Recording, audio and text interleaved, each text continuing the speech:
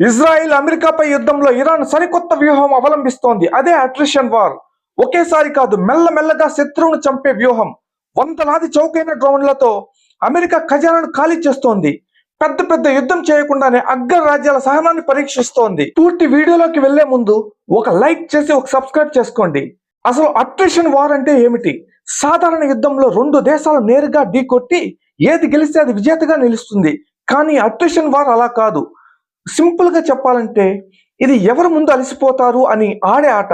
శత్రువుని ఒకేసారి చంపకుండా రోజు చిన్న చిన్న దెబ్బలు కొడుతూ వారి దగ్గర ఉన్న డబ్బుని, ఆయుధాలని, సైన్యం యొక్క సహనాన్ని మెల్లమెల్లగా కరిగించి చివరికి వారిని మానసికంగా, ఆర్థికంగా దెబ్బతీయడమే ఈ యుద్ధ ఉద్దేశ్యం. ఇది ఎలా పనిచేస్తుందంటే పెద్ద పెద్ద యుద్ధాలు చేయకుండా ప్రతిరోజు కొన్ని డ్రోన్లు పంపడం లేదా చిన్న క్షిపణులతో దాడులు చేయడం. ఫర్ ఎగ్జాంపుల్, శత్రువు ఒక 10 రూపాయల డ్రోన్ పంపితే దాన్ని అడ్డుకోవడానికి అవతల దేశం 100 రూపాయల మిసైల్ వాడాలి. ఇలా శత్రువు ఖజానాను ఖాళీ చేయడం.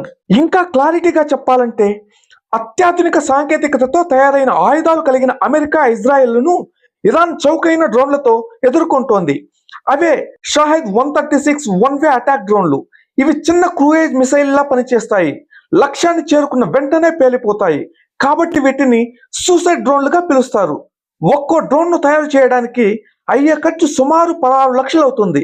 ఈ డ్రోన్లను అడ్డుకునేందుకు గల్ఫ్ దేశాలు అమెరికా వినియోగిస్తున్న రక్షణ క్షిపణుల ఖర్చు మాత్రం దాదాపు ₹1 కోటి దాటుతోంది.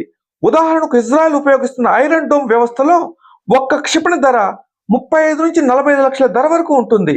విమానాల నుంచి ప్రయోగించే సైడ్ వైండర్ క్షిపణుల ధర మరింత ఎక్కువగా ఉంటుంది. ఇక అమెరికా ఉపయోగిస్తున్న పేట్రియాట్ మిసైల్ వ్యవస్థల్లో ఒక్కో ఇంటర్సెప్టర్ క్షిపణి ధర 30 కోట్లకు పైగానే ఉంటుంది. అంటే 16 లక్షల డ్రోన్ ను కూల్చేందుకు 30 కోట్ల క్షిపణి వినియోగించాల్సిన పరిస్థితి.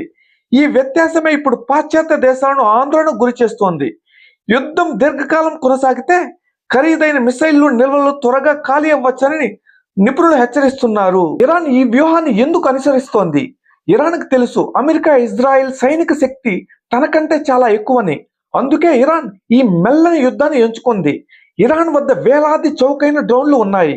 వీటితో రోజు గల్ఫ్ దేశాలు అమెరికా స్థావరాలపై దాడులు చేస్తూ వారిని అలసిపోయేలా చేస్తోంది. అమెరికా వంటి దేశాలు ఎక్కువ కాలం యుద్ధం చేయడానికి ఇష్టపడవు, ఎందుకంటే ఖర్చు ఎక్కువ కాబట్టి. ఇరాన్ మాత్రం మేము ఎన్నేళ్లైనా ఇలానే పోరాడతామని సిగ్నల్ ఇస్తోంది. ఖమేనీ మరణం తర్వాత ఇరాన్ మిలిటరీ తాము ఇంకా బతికే ఉన్నామని నిరూపించుకోవడానికి ఈ మార్గాన్ని ఎంచుకుంది. ఇక్కడ ఇజ్రాయెల్ పరిస్థితి ఏంటంటే రోజు క్షిపణులు అడ్డుకోవడానికి ఐరన్ డోమ్ వాడటం వల్ల ఇజ్రాయెల్ కు వేల కోట్ల రూపాయల నష్టం జరుగుతోంది. ప్రజలు ఎప్పుడు బంకలలో ఉండడం వల్ల మానసిక ఒత్తిడి పెరుగుతోంది. అమెరికా పరిస్థితి ఎలా ఉందంటే హార్మోజ్ జలసంధి దగ్గర రోజు తన నౌకాదళాన్ని పహరా కాపడం అమెరికాకు తలకు మించిన భారంగా మారుతోంది. యుద్ధం సాగుతూ ఉంటే అమెరికాలో ప్రభుత్వానికి వ్యతిరేకత పెరుగుతుంది. ఇరాన్ సరిగ్గా ఇదే పాయింట్ ను టార్గెట్ చేస్తోంది. ఫైనల్ గా చెప్పాలంటే అట్రిషన్ వార్ అంటే అది ఒక పరుగు పందెం కాదు, అది ఒక మారథాన్. ఇందులో ఎవరు గెలుస్తారన్నది ముఖ్యం కాదు, ఎవరు చివరి వరకు ఊపిరి బిగబెట్టి నిలబడతారన్నదే ముఖ్యం. ఇరాన్ విసురుతున్న ఈ డ్రోన్ విసురుకు అమెరికా ఇజ్రాయెల్ దగ్గర విరుగుడు ఉందా? ప్రతిరోజు ప్రపంచంలో జరిగే ఇలాంటి క్లిష్టమైన విషయాలను కూడా మీకు అర్థమయ్యేలా వివరిస్తూనే ఉంటాను. ఈ ఇన్ఫర్మేషన్ అందరికీ రీచ్ అవ్వాలంటే మీరు చేయాల్సిందల్లా ఒక లైక్, వెంటనే మన ఛానల్ని సబ్స్క్రైబ్ చేసుకోండి, ఆ గంట బటన్ గట్టిగా నొక్కండి. నెక్స్ట్ వీడియోలో మరో ఎక్సైటింగ్ టాపిక్ తో కలుద్దాం. అంతవరకు థ్యాంక్ యూ. జై హింద్.